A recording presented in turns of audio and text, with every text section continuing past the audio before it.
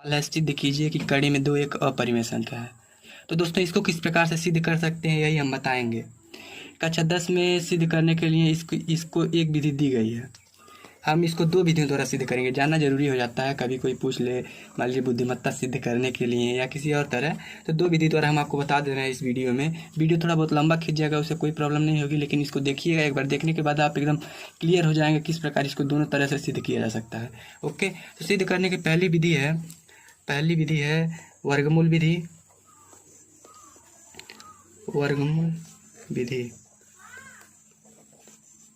पहली विधि है वर्गमूल विधि और दूसरा है विरोधाभास विधि। तो वर्गमूल विधि में यदि हम बात करें तो इसमें क्या होगा, दो का हम वर्गमूल निकालेंगे। तो दो का वर्गमूल निकालेंगे, फिर उसके बाद हम कैसे कर सकते हैं कि एक अपरिमेय सिद्ध होगा।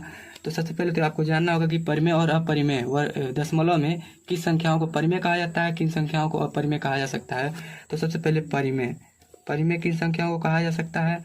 तो यदि दशमलव प्रसार शांत है, यानी मान लीजिए 2.875 इस तरह से हो कि दशमलव के निश्चित स्थान तक जा करके संख्या पूरी तरह से कट जाए, तो यह शांत होगा, अर्थात इसे परिमेय संख्या में परिवर्तित किया जा सकता है। तो ये परिमेय संख्या होगा, ठीक। या कोई हो 2.2 पे बार जैसे, यानी अशांत हो लेकिन आवर्ती हो। मतलब यहाँ पे इसको इसी तरह से लिखा जा सकता है 2.2 डॉट अनंत तक। ये अशांत है लेकिन आवर्ती है, फिर भी इसको परिमेय संख्या में बदला जा सकता है, पीओटी के रूप में बदला जा सकता है। लेकिन वहीं जब अपरिमेय की बात करते हैं, अपरिमेय की, तो अपरिमेय में इस प्रकार रहता है 2.01 001 0001 डॉट इसी क्रम में आगे बढ़ता जाता है, यानी ये अशांत और अनावर्ती होता है, ठीक। तो इसमें शांत और अशांत तथा आवर्ती, यहाँ अशांत तथा अनावर्ती अपरिमेय संख्या होगा, ठीक। तो इस प्रकार हम देख सकते हैं यहाँ पर। तो अपरिमेय संख्या इसी प्रकार हम जब दो का वर्गमूल निकालेंगे तो हमें एक अशांत अनावर्ती संख्या प्राप्त होगी। तो अशांत अनावर्ती संख्या सदैव अपरिमेय संख्या होती है, इसलिए हम जब अशांत अनावर्ती संख्या इसका वर्गमूल निकाल के प्राप्त कर लेंगे तो वहाँ कह सकते हैं कि यह एक अपरिमेय संख्या है। चलिए आइए अब हम निकालते हैं वर्गमूल विधि। अब वर्गमूल विधि में इसका हम निकालेंगे 2। √2 का मतलब ये होता है कि 2 का वर्गमूल, ठीक। तो 2 का वर्गमूल कैसे निकालते हैं तो आप लोगों को पता होगा, तो उसी प्रकार हम वर्गमूल निकालेंगे। तो वर्गमूल निकालने के लिए सबसे पहले क्या करते हैं, जोड़ा बनाते हैं लास्ट से। कोई छोटी संख्या का दशमलव के कई स्थानों तक वर्गमूल निकालने के लिए सबसे पहले 3 जोड़ा दशमलव का लिख लेते हैं, दशमलव के बाद 3 जोड़ा 0 लिख लेते हैं, ठीक है। मिनिमम 3 स्थान तक निकाला जाता है तो 3 जोड़ा लिख लेते हैं। तो यहाँ पर हम लास्ट से जोड़ा बनाते हैं, तो एक जोड़ा ये बन गया, एक जोड़ा ये और फिर ये सिंगल। अब हमें इसमें भाग देना है ऐसी संख्या से कि या तो इससे बराबर आ जाए या इससे छोटा आ जाए। तो 1 से ही होगा, 1 एकन्ने 1। यहाँ जो संख्या रहेगा वही संख्या यहाँ भी रहेगा, ठीक। अब इन दोनों का गुणा करके यहाँ पे लिखा जाता है जो संख्या प्राप्त होगी हमें। तो अब 2 में से 1 घटा देंगे, ठीक, तो घटेगा 1 आ जाएगा। अब यहाँ पर एक प्रोसेस और है कि जो यहाँ पर संख्या लिखा जाता है इसके बराबर वही नीचे जोड़ लिया जाता है। तो 1 2 इधर थोड़ा साइड में लिख देंगे। फिर उसके बाद डबल इसको देखिए, अब यहाँ पर भाग देना रहता है तो हम 1 0 उतारते हैं, लेकिन यहाँ पर जोड़ा हम उतारते हैं, यहाँ पे जोड़ा उतार लिए। अब फिर उसके बाद 2 के बाद कौन सी ऐसी संख्या लिखें, या तो 100 आ जाए या तो 100 से कोई छोटा रहे। तो ये 4 बार में जाएगा, 24 चौके। अब देखिए यहाँ पे दशमलव के बाद 0 निकाले ना, तो दशमलव यहाँ भी लग जाएगा। अब 24 चौके 96 आ जाएगा। अब फिर यहाँ पर बताएं जिस तरह से 1 जुड़ा है उसी तरह से 4 में 4 जुड़ जाएगा, 4 4 8 और यहाँ पे 28 हो गया। अब बचा 100 में से 96 गया 4। अब फिर उसके बाद ये वाला जोड़ा उतर जाएगा 0 का, ये वाला उतर गया। फिर अब कितने बार में जाएगा, मान लीजिए कोई अंक रखते हैं, अगर 0 ही रखते हैं तो 280 हो जाएगा। अगर जो 1 रखते हैं तो 281 करने, 281 अगर 2 रखते हैं तो 400 से अधिक हो जाएगा, इसलिए केवल एक ही बार में हो जाएगा, तो 281। अब फिर नीचे +1 हो जाएगा, ये 2 आ जाएगा, ये 8 है 2। उसके बाद यहाँ घटा लेंगे तो 10 में से 1 जाएगा 9, और फिर यहाँ 9 में से 8 जाएगा 1, और फिर यहाँ 3 में से 2 जाएगा 1। अब फिर ये वाला जोड़ा 0 का उतार देंगे, ठीक। अब देखिए कितने बार में जाएगा, तो आप लोग भाग देख के देखेंगे तो यह 4 बार में भाग चला जाएगा, ठीक। तो जो चीज़ वहाँ लिखते हैं, मतलब जो चीज़ यहाँ लिखते हैं वो चीज़ वहाँ भी लिखाता है। तो अब इसका इसमें गुणा करेंगे, जो आएगा उसको यहाँ दे लिखेंगे, ठीक है। तो 4 चौके 16 को 6 हासिल आई 1। तो यहाँ पर गुणा किए तो इतना हमारा आ गया, ठीक। अब फिर 4 यहाँ पे हम बताएं कि वही जुड़ जाएगा, 4 के नीचे 4 4 8 हो जाएगा, फिर यहाँ पे 2, फिर यहाँ 8 2, ठीक। अब घटा लेंगे इसको, 10 में से 6 गया 4, और 9 में से 9 गया 0, यहाँ पर बचेगा 8 8 में से 2 गया 6 2 8। फिर उसके बाद यदि आप एक अंक के बाद और देखना चाहते हैं, देखिए यहाँ पर 4 की पुनरावृत्ति हो रही है, तो आप लोग सोच रहे होंगे कि ये अशांत आवर्ती में आ जाएगा, लेकिन फिर एक बार भाग देख लीजिए कि क्या एक का भी पुनरावृत्ति हो रही है कि नहीं। अगर नहीं हो रही है तो समझ, तो आप लोग फिर अब डबल जीरो उतार लीजिए 3 अंकों के बाद 4 अंकों तक भाग देखने के लिए, ठीक। तो डबल जीरो उतार लेंगे, फिर उसके बाद ये जाएगा कितने बार में, आप लोग देखेंगे 2 बार में भाग चला जाएगा। भाग देखेंगे तो 2 बार में चला जाएगा। तो गुणा करेंगे 2 दूनी 4, हाँ। तो देखिए दोस्तों इतना आएगा, फिर उसके बाद घटाएंगे इसमें से तो 38 36 बचेगा, और फिर उसके बाद जब इसमें 2 जोड़ेंगे तो इतना आ जाएगा, ठीक। अगर फिर उसके बाद आप अगले कई स्थानों तक भाग देना चाहते हैं तो डबल जीरो फिर बढ़ाते रहिए, फिर उसके बाद भाग देते रहिए, देखेंगे आप कटेगा ही नहीं है, ठीक है। तो आगे बढ़ता जाएगा। अतः हमें √2 बराबर क्या प्राप्त होता है कि 1.4142 अनंत तक भाग देते चले जाएंगे, अर्थात ये अशांत अनावर्ती संख्या प्राप्त हो रहा है। ये जो है ना, ये अशांत अनावर्ती है, अशांत अनावर्ती। अतः क्या हो जाएगा, जब ये अशांत अनावर्ती प्राप्त हुआ तो अशांत अनावर्ती संख्या अभी हम यहाँ पर देखा है कि अपरिमेय संख्याएं होती हैं, ठीक। तो इसलिए अतः अशांत अनावर्ती संख्या अपरिमेय संख्या हो जाएंगी, ठीक है। तो दोस्तों इस तरह से हमने वर्गमूल विधि द्वारा यहाँ पर √2 को अपरिमेय संख्या सिद्ध कर दिया है, ठीक। देखिए यहाँ पर दूसरा आता है विरोधाभास विधि, ठीक है। अब विरोधाभास विधि द्वारा हम इसको √2 को एक अपरिमेय संख्या सिद्ध करेंगे। विरोधाभास विधि द्वारा सीखते हैं हम। तो विरोधाभास विधि में सबसे पहले जैसे √2 को हमें अपरिमेय सिद्ध करना है, ठीक। तो इसके हम विरोध में मानकर चलते हैं, इसका उल्टा कि माना ये √2 अपरिमेय नहीं है, तो इसको हम परिमेय मान के सिद्ध करेंगे, और फिर हल करते करते जब चले जाएंगे तो अंत में हमें हल करते हुए ऐसी संख्या प्राप्त होगी। मतलब हमारा हल इस तरह के प्राप्त होगा कि हम जो माने हैं उसका हमें विपरीत प्राप्त होगा, ठीक। तो यानी हम अंत में ये प्राप्त करेंगे कि हम गलत माने हैं। तो जब हमारी कल्पना गलत हो जाएगी, यानी हम जब जो परिमेय माने हैं तो हमारा परिमेय मानना गलत हो जाएगा, तो यानी संख्या क्या हो जाएगी, अपरिमेय हो जाएगी। हमारी कल्पना जब गलत हो जाएगी तो संख्या कल्पना के विपरीत हो जाएगी, यानी अपरिमेय होगी, ठीक है। तो उसी प्रकार आइए मानते हैं, यदि संभव है तब लिखेंगे, यदि संभव है तो माना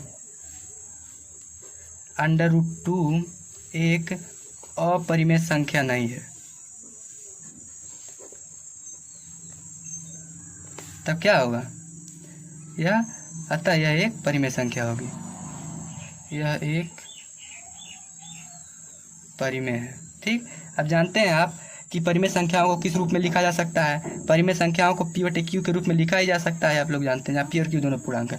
तो √2 बराबर P/Q। अब यहाँ पर ये है जहाँ P व Q दोनों सहअभाज्य संख्याएं होती हैं, दोनों सहअभाज्य संख्याएं होती हैं। अब आप यहाँ पर नया वर्ड आ गया सहअभाज्य। अब आप जानना चाहेंगे सहअभाज्य संख्याएं क्या होती हैं।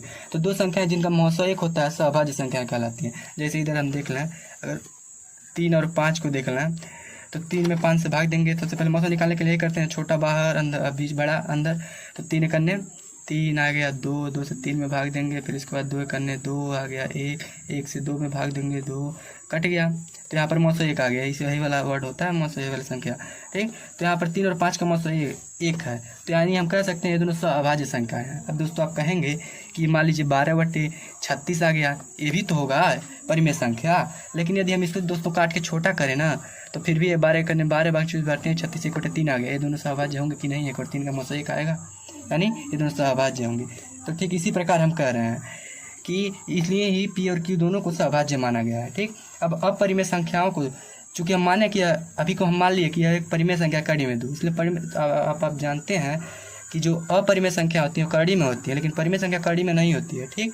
तो इसको हमको कड़ी हटाना है, तो कड़ी हटाने के लिए दोनों पक्षों का वर्ग कर देंगे। तो दोनों पक्षों का, तो ठीक है दोस्तों, तो अब वर्ग करते हैं, दोनों पक्षों का वर्ग करने पर तो वर्ग करते हैं √2² का होल स्क्वायर। तो जब √2 का वर्ग यानी √2 गुणे √2, वर्ग का मतलब यही ना होता है 2 बार गुणा। तो जब कड़ी वाली संख्याओं का 2 बार गुणा होता है और अंदर कड़ी के अंदर की संख्या समान होती है तो कड़ी अपने आप हट जाता है, यानी √2 × √2 बराबर 2 हो जाएगा। तो 2 बराबर P² अपन Q²। अब 2/1 इसको लिख सकते हैं, अब 3 गुणा यहाँ पर कर देंगे, ठीक। तो यहाँ पर P² बराबर क्या हो जाएगा 2Q², ठीक है। यहाँ क्या प्राप्त होता है हमें कि P² का एक गुणनखंड 2 है। कैसे गुणनखंड है, जैसे मान लीजिए यदि 4 है तो 4 बराबर हम लिख सकते हैं 1 गुणे 2 गुणे 2।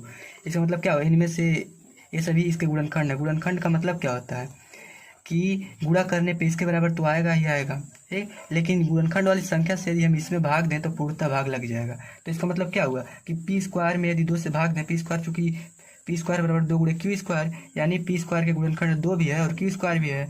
अब गुणनखंड का मतलब होता है कि उस संख्या में यदि भाग दिया जाए तो पूर्णतः विभाजित हो जाए।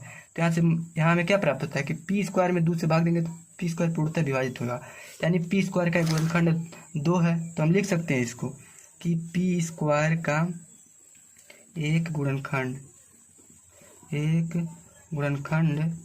2 है, ठीक।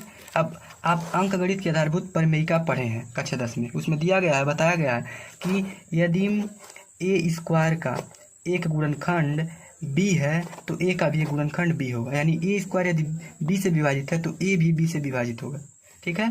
तो इसी आधार पे पी स्क्वायर का गुणनखंड 2 है तो पी का भी एक गुणनखंड 2 होगा अंकगणित का आधारभूत परिमेयिका के अनुसार। पी का भी एक गुणनखंड 2 होगा। इसका मतलब क्या, गुणनखंड का मतलब हमें ये बताएं कि पी से 2 पी से पूर्णतः विभाजित होगी, गुणनखंड का मतलब यही है। अतः 2 से पी पूर्णतः विभाजित है क्योंकि 2 पी का गुणनखंड है। यहाँ तक आपको समझ में आ रहा होगा। इसको बना लेंगे समीकरण नंबर 1। अब यहाँ पर हम पी को पी के पदों में सिद्ध कर चुके हैं, पी को कि यहाँ पर कि 2 पी का एक गुणनखंड है यानी 2 पी को विभाजित करता है। अब यहाँ पर हम क्यू के लिए सिद्ध करेंगे, तो सबसे पहले इसको नोट कर लेंगे यहाँ पर नीचे पी स्क्वायर बराबर 2q स्क्वायर। अब यहाँ पर हम चूंकि पी सिद्ध कर चुके हैं इसलिए पी की जगह हमको दूसरा कुछ मान लेंगे, कोई दूसरा कोई संख्या। तो मान लेते हैं सबसे पहले पी बराबर हम मानेंगे तो उसमें तो एक संख्या निश्चित है कि जो कड़ी में हमें प्रूफ करना रहता है, जो कड़ी वाली संख्या मान लीजिए √2 में प्रूफ करना रहता है ना, तो कड़ी के अंदर वाली जो संख्या रहता है पहला तो उसे अंक में मानते हैं और फिर उसके बाद कोई ABCD का एक संख्या मान लेते हैं। मान लीजिए कि यहाँ पर हम a मान ले रहे हैं, ठीक। तो p के जगह 2a रख सकते हैं, तो 2a का होल स्क्वायर बराबर 2q स्क्वायर हो जाएगा। इसके जगह रखेंगे तो होल स्क्वायर दोनों पे चढ़ेगा। अब देखिए 2 का वर्ग करेंगे तो 4 आ जाएगा, a स्क्वायर का करेंगे तो a स्क्वायर बराबर 2q स्क्वायर। अब देखिए यहाँ से 2 इसमें इधर ले जाएंगे तो भाग हो जाएगा, पक्षांतर करेंगे तो q स्क्वायर बराबर क्या प्राप्त होगा 4a स्क्वायर अपॉन 2 से 2 बार में कट जाएगा, बराबर आ जाएगा 2a स्क्वायर।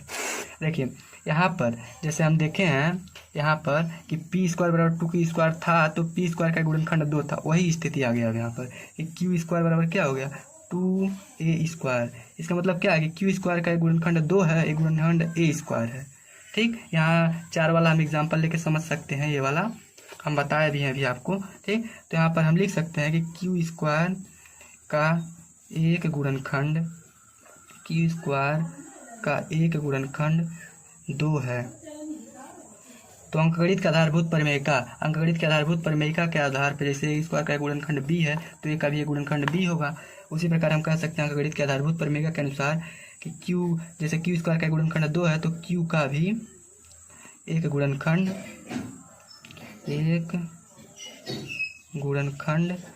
2 होगा। तो दोस्तों इसको समीकरण नंबर 2 बना लीजिए। अब समीकरण 1 को देखिए और समीकरण 2 को देखिए। तो यहाँ लिख रहा है कि p 2 से पूर्णतः विभाजित हो रही है, तो यहाँ पर q 2 का एक गुणनखंड होता है तो q भी 2 से विभाजित होगा, ठीक। समीकरण बनाना इसी को कि q भी 2 से विभाजित होगा। तो यहाँ पर 2 से p विभाजित है, यहाँ पर q भी 2 से विभाजित है, यानी p और q दोनों 2 से विभाजित हैं। परंतु यहाँ हम पढ़े हैं यहाँ कि p और q दोनों सहअभाज्य हैं, ठीक। सहअभाज्य का मतलब कि एक के अलावा वो किसी और से नहीं विभाजित है, क्योंकि सहअभाज्य संख्या तो वही होती हैं जो केवल एक से विभाजित हों। अब परंतु यहाँ पर हमको मिल रहा है कि p का गुणनखंड 2 है, तो मतलब p 2 से विभाजित है, और यहाँ पर मिल जा रहा है कि q भी 2 से विभाजित है। तो यहाँ पर क्या हो रहा है कि हमारा ये जो मानना है, कल्पना है ये वाला, वो गलत हो जा रहा है सहअभाज्य सिद्ध करने वाला, ठीक। तो इसका मतलब क्या हुआ कि हम जो माने हैं, जो कल्पना किए हैं वो गलत कर लिए हैं। अतः यहाँ पर हम लिख देंगे कि अतः हमारी कल्पना गलत है। कल्पना या अवधारणा भी लिख सकते हैं। कल्पना गलत है कि यहाँ पर कड़ी में 2 एक परिमेय संख्या है, कड़ी में 2 एक परिमेय संख्या है। जब कड़ी में 2 एक परिमेय संख्या नहीं है तो क्या होगा? अतः कड़ी में 2 एक अपरिमेय संख्या होगा जब परिमेय नहीं है। अतः कड़ी में 2 एक अपरिमेय संख्या है। तो दोस्तों इस प्रकार आप 2 तरह से कड़ी में 2 को प्रूव कर सकते हैं कि कड़ी में 2 बराबर अपरिमेय संख्या। ठीक, कड़ी में 2 बराबर अपरिमेय संख्या 2 तरह से आप प्रूव कर सकते हैं। एक तो वर्गमूल विधि, एक विरोधाभास विधि। तो दोस्तों आपको ये वीडियो अच्छा लगा होगा। अगर जो वीडियो अच्छा लगे तो लाइक सब्सक्राइब कीजिए तथा अपने दोस्तों के साथ अधिक से अधिक शेयर कीजिए।